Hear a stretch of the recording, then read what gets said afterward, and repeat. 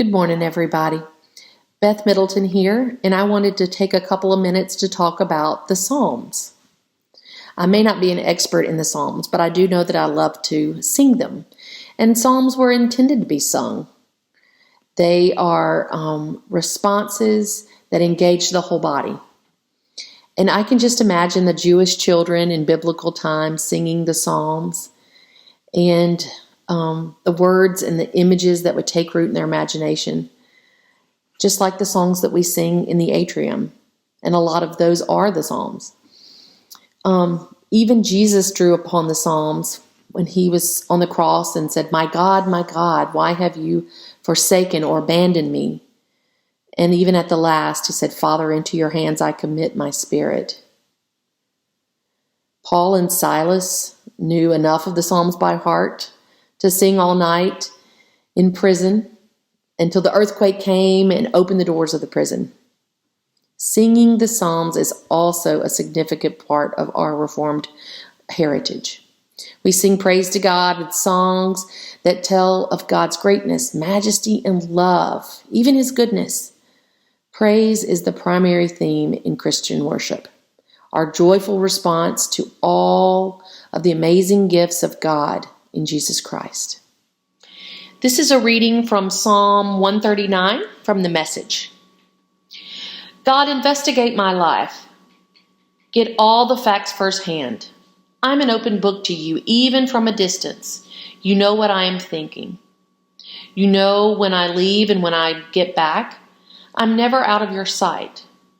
You know everything I'm going to say before I start the first sentence. I look behind me and you're there, then up ahead and you're there too. Your reassuring presence coming and going.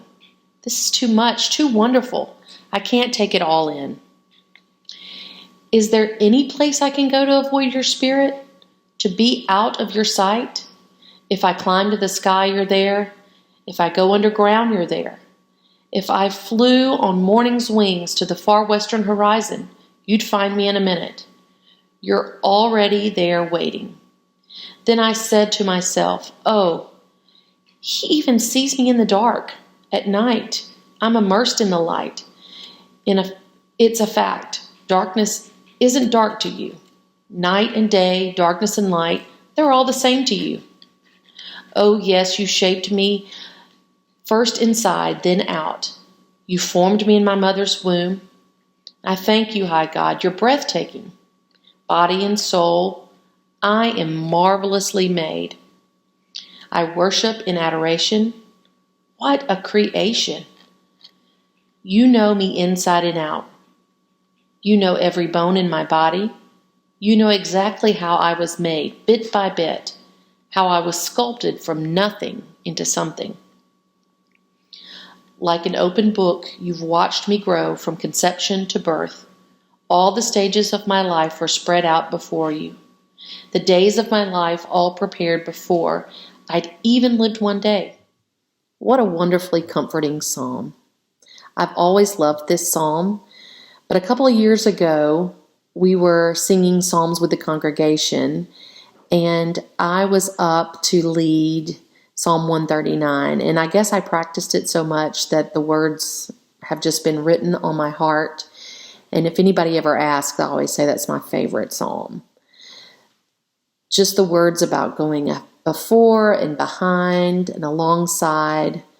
And a different version says, knitting my inmost parts and hemming me in. I love that. So my challenge for you today is to go to the book of Psalms and look through them, sing through them. You may find that they are one of your favorites too.